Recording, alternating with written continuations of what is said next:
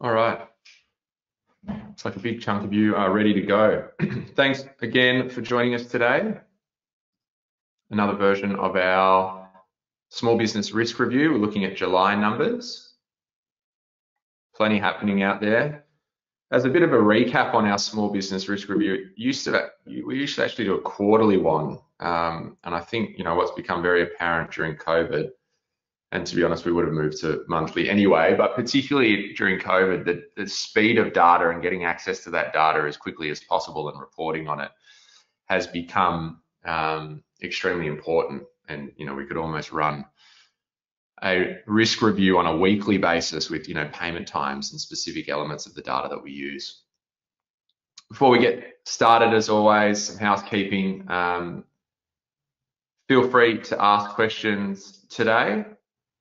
I'll get to them as I can. Hopefully there's a little bit of time at the end. If they're a little bit more, complex, then we'll get back to you individually.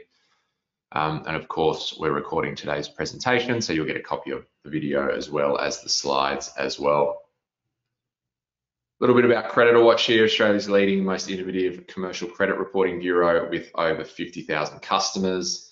If you want more information on those particular products, please click on the link. They will take you through there. So if you are a customer or you're not a customer, there's plenty of information there for you to go through and understand exactly what it is that CreditorWatch provides. If you are a customer, there's plenty of additional products and features that you could potentially be taking advantage of, particularly in today's economic environment. So what is the small business risk review? Ultimately, we are aggregating a huge amount of data, including trade payment information, from dozens of sources, and also, of course, our customers themselves.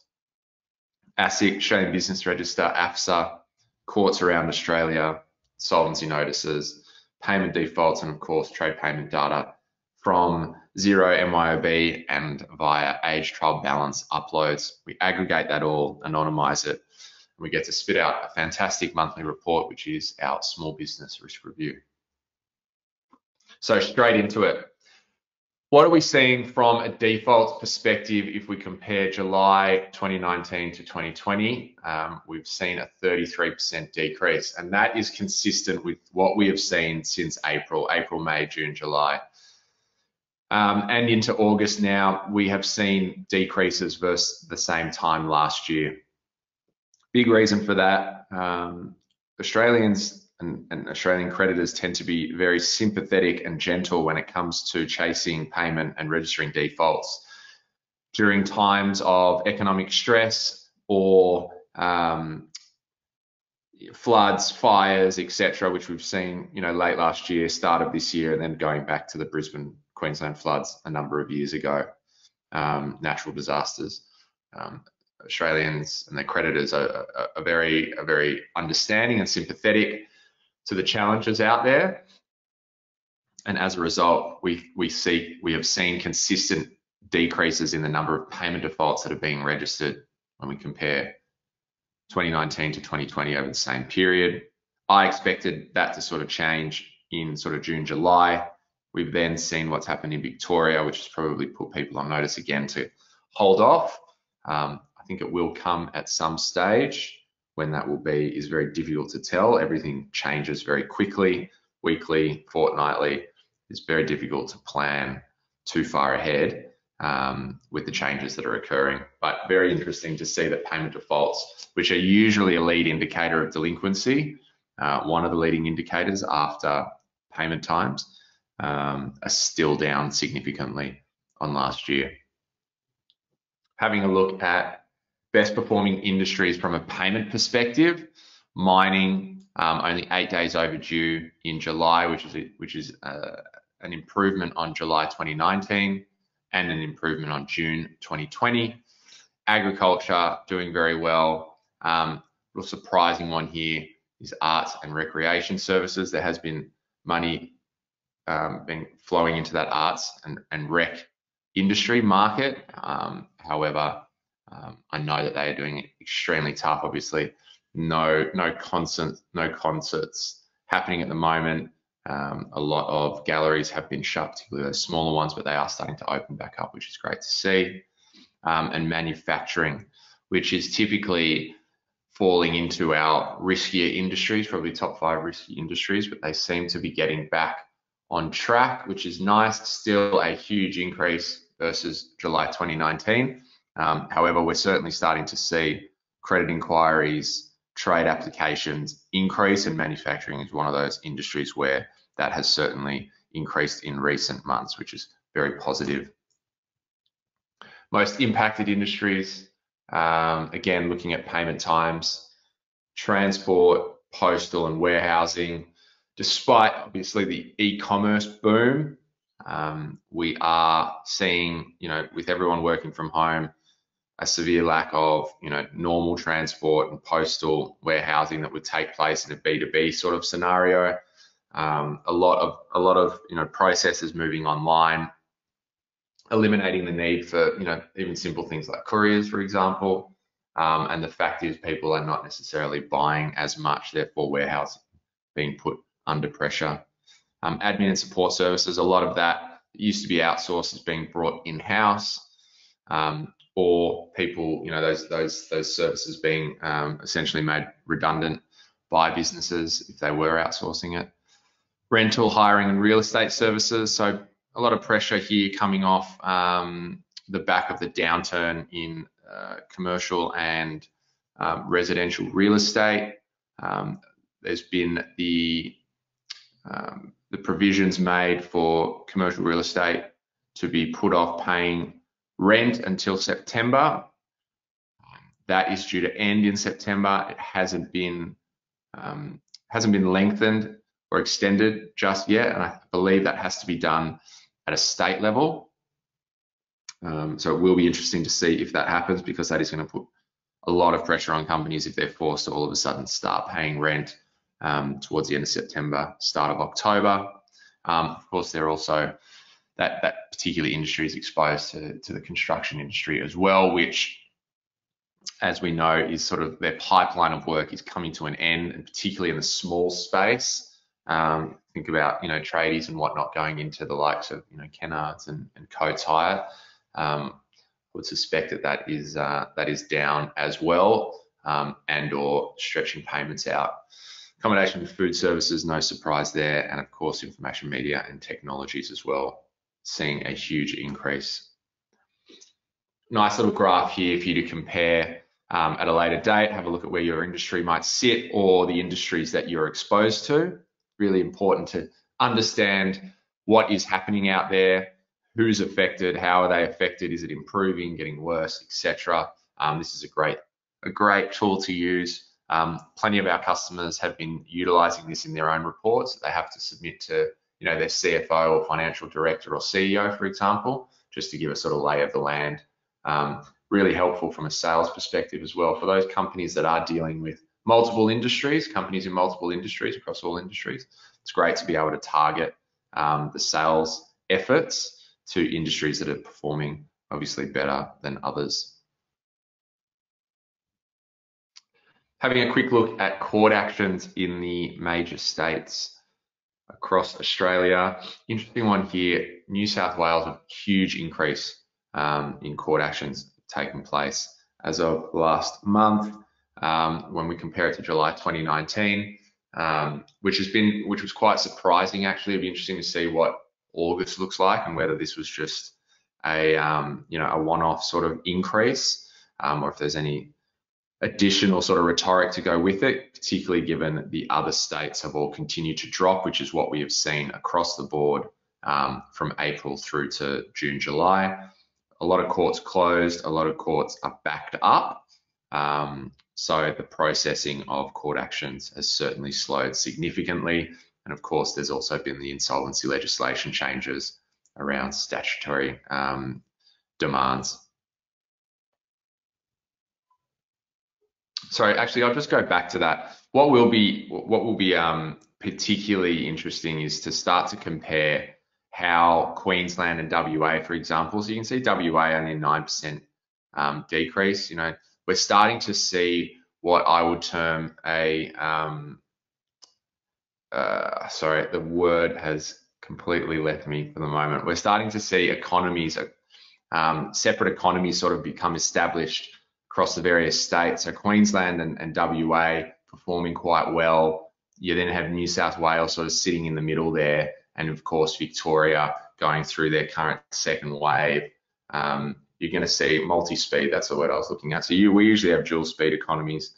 We talk about mining versus non-mining states. We're starting to see, multi-speed economies based on how well they are doing from a corona impact perspective, and we'll certainly start to see that in a lot better detail in the coming months as Victoria struggles to get going again, and Queensland and WA, for example, perform better as a result of the low number of cases and the ability for people to sort of get back to an almost normal working routine. The big one that's been spoken about a lot in the media and myself in these small business risk reviews and releases that we have done, administrations continue to be put off. In fact, they're at almost a January low now, and January, of course, is the slowest month for administrations as everyone's on holiday, courts are closed, etc. There's been an 11% drop in administrations compared to June, so month to month, June to July this year, and then there's been an enormous drop, only almost a 50% drop when you compare July 2019 to July 2020. And we still see it even in August. The number of administrations taking place continues to fall. That just simply cannot continue forever.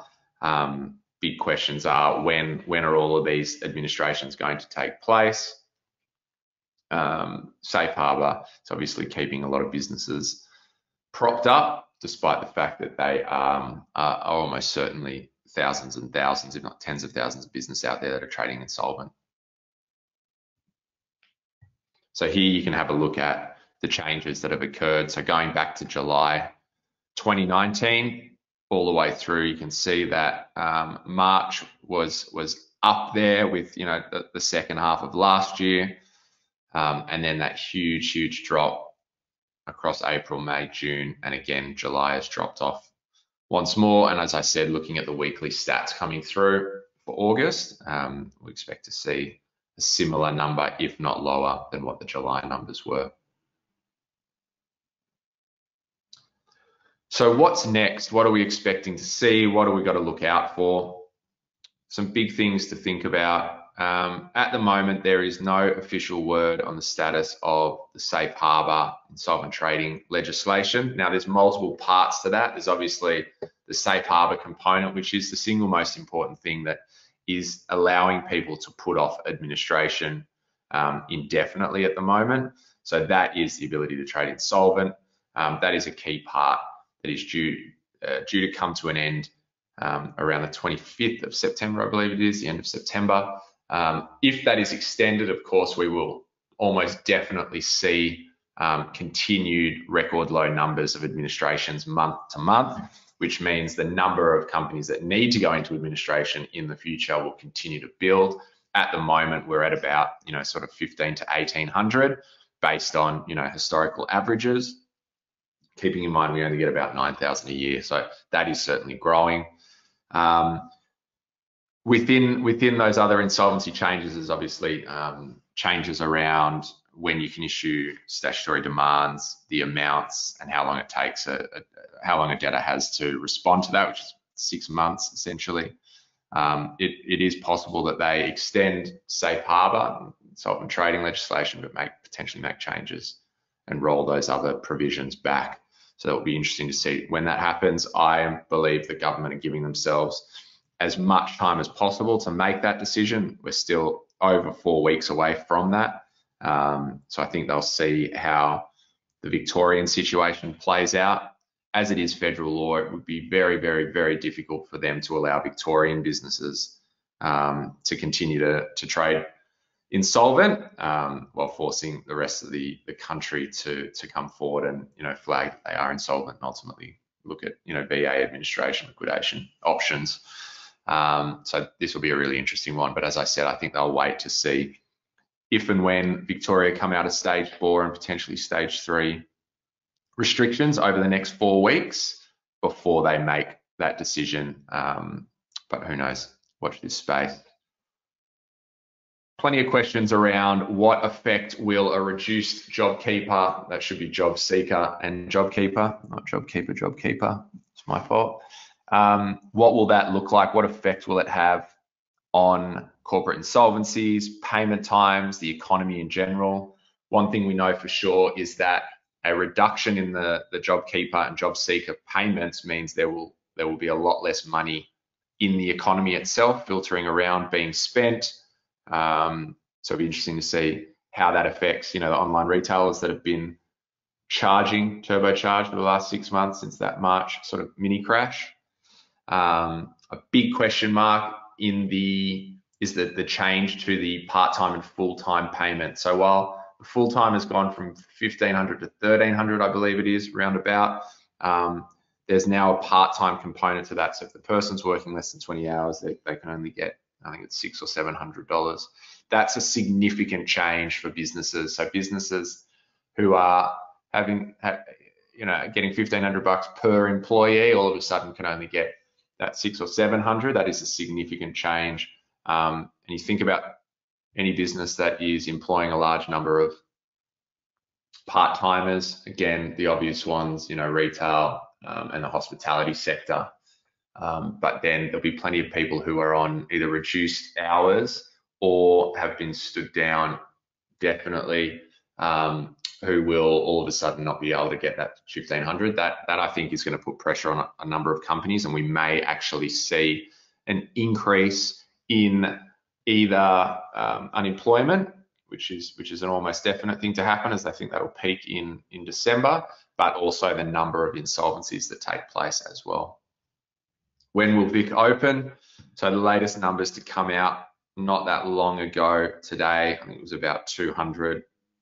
I see the notification that I got that came up, 222 cases. So it's consistently dropping, which is fantastic to see. It means, all the changes they put in place, it's certainly working. How long it will be until they relax the stage 4 restrictions will be really interesting. I don't think there's been a lot discussed around that just yet. And hopefully, if they can get back to stage 3 and then get through that, they'll be able to start contributing, well, one, recovering, and two, starting to contribute to the national recovery and economic growth. Really important. Victoria is obviously second biggest state and contributes a huge amount to GDP. And the last one here, lots of debate around this, of course, is when will the state borders start to reopen? So much, news out there. I think yesterday I was under the impression that the Queensland government had said they wouldn't reopen until the new year. Then people were saying, no, that was just for Victoria.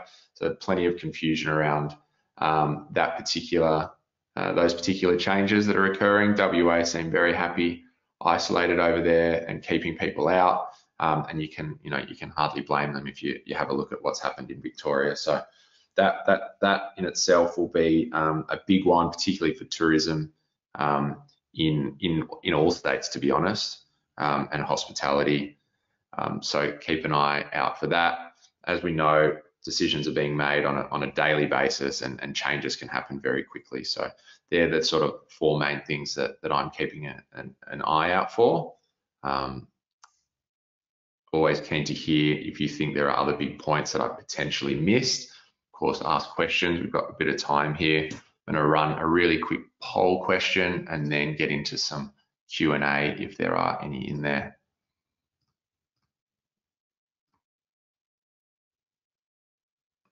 Just launching that for a second. Poll question: should they extend the safe harbour insolvent trading provision? So it'll be really interesting to get a feel for what you guys think.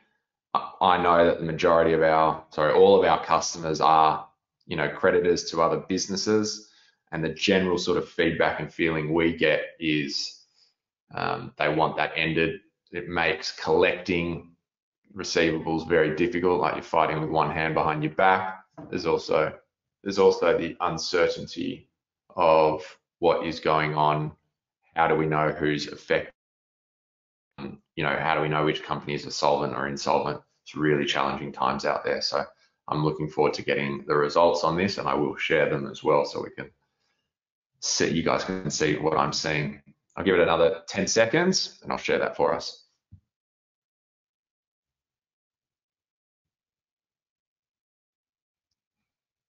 Please vote if you can. About 70% of you, that might just have to do.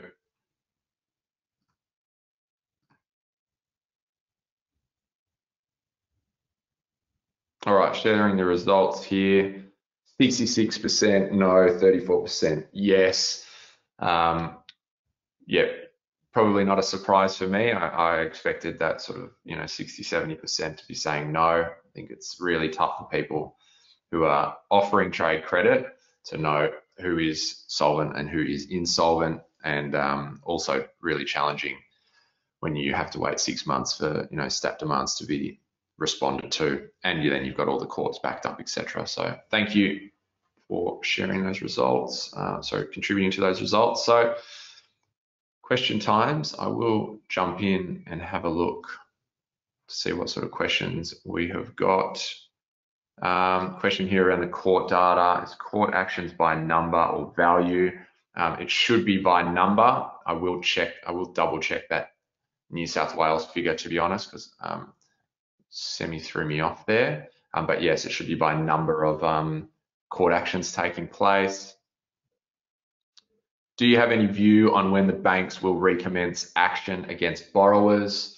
So look, the banks have been, a big part of the Team Australia push by deferring both commercial and residential consumer loans.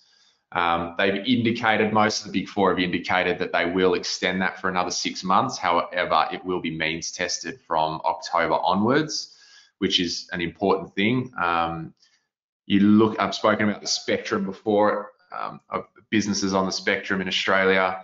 At one end, you've got companies that are insolvent, don't have a future, but haven't gone into administration yet. There's good money being thrown at them to keep them alive when ultimately there is no future for them, and that's in the form of JobKeeper, but other payroll and tax incentives, as well as commercial leasing, and of course the big one, the banks allowing those lending holidays. They need to be removed from the equation. At the other end of the spectrum are those businesses that are taking advantage of the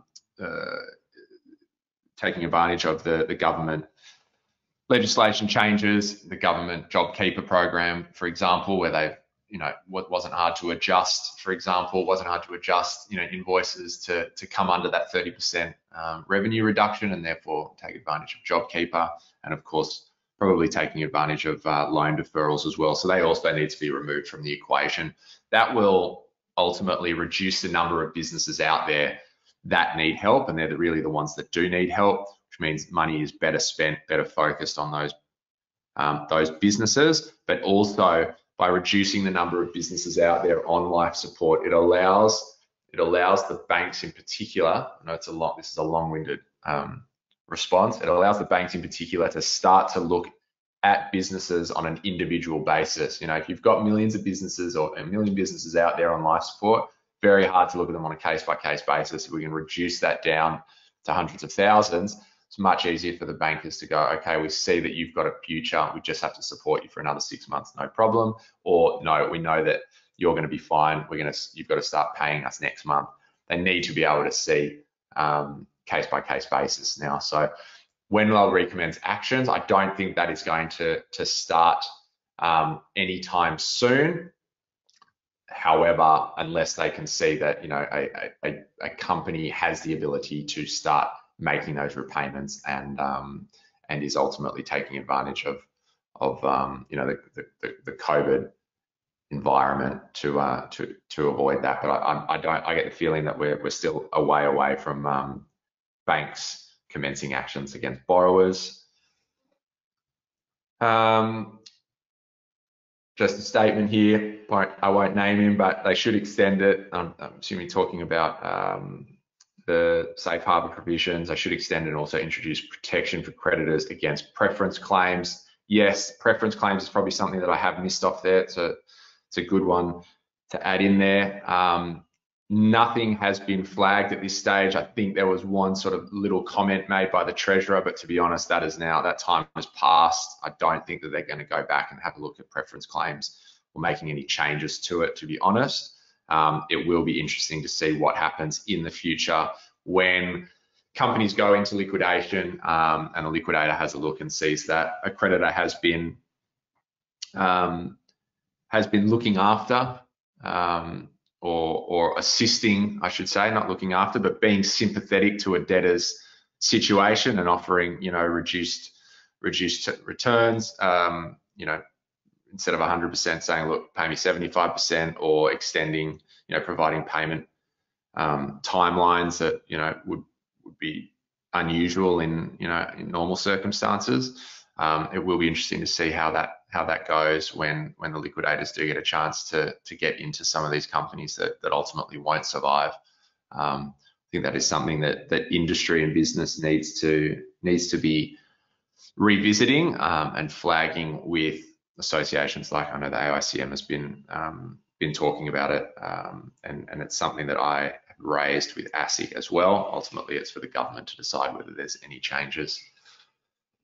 Last question here. Zombie companies are a real concern for us. Any industry view on this? Yeah, it's certainly a big concern. One thing that we have seen in the last sort of 6 weeks, I would say, is an increase in credit inquiries being performed, which is a really good indicator of trade credit taking place, or at least creditors starting to assess which companies they want to do business with.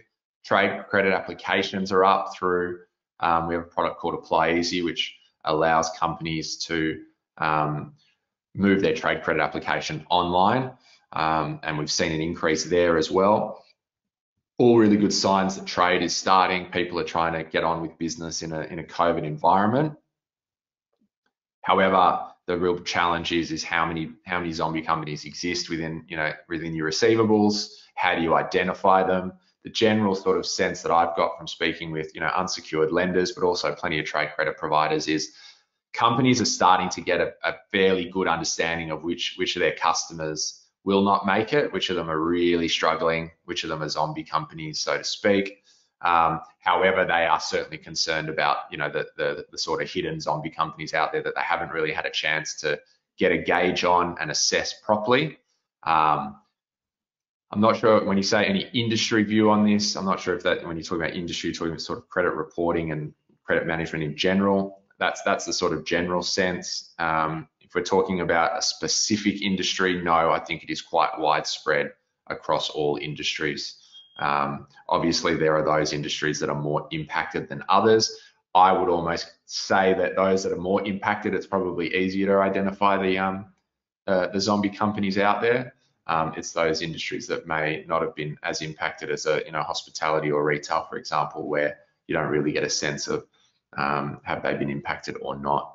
I think something that's really important to flag with debtors and customers is, despite the insolvent trading provisions that are in place, a director still has responsibilities as a director to act in the right way when it comes to incurring debt. So running up debt with creditors when there's clearly no way that it's going to be repaid in the future is certainly something that ASIC will be looking into in the future, and the sort of communication from them and from legal professionals, insolvency practitioners, is that the safe harbor laws aren't going to protect directors from that, who have made clear have clearly done the wrong thing and loaded up on debt when there was really no chance of them ever being able to pay that in the future. So that takes me to the end today. A fairly quick one, right on 1 o'clock now. Thank you to everyone who joined. As always, feel free to jump on to CreditorWatch. I'm not sure, quick little plug here around the Economic Road Ahead. It's a playbook that we release. You can download that from the homepage. There's all the upcoming webinars as well that we have on there. We've got some really good ones that we are planning on. I'm not sure if they've been loaded up just yet, however, but as always, please continue to send in feedback around the webinars itself, but also articles that are going up on the blog. If there's anything that you would like to see, hear us talk about or write about or partner with, anything at all, please do get in touch. Ideally, from my perspective, I'd love to hear some positive stories out there as well. There's a lot of negativity, and it's kind of wearing thin with people, and we are trying to find positives. And I think the positives are that credit inquiry numbers going up, people starting to just get on with business and make the most of the situation, given we're probably going to be in a similar sort of environment for a while to come yet. So yeah, positive stories out there, please do share them with us. So thank you again, everyone. Great to have you on board. Appreciate the time.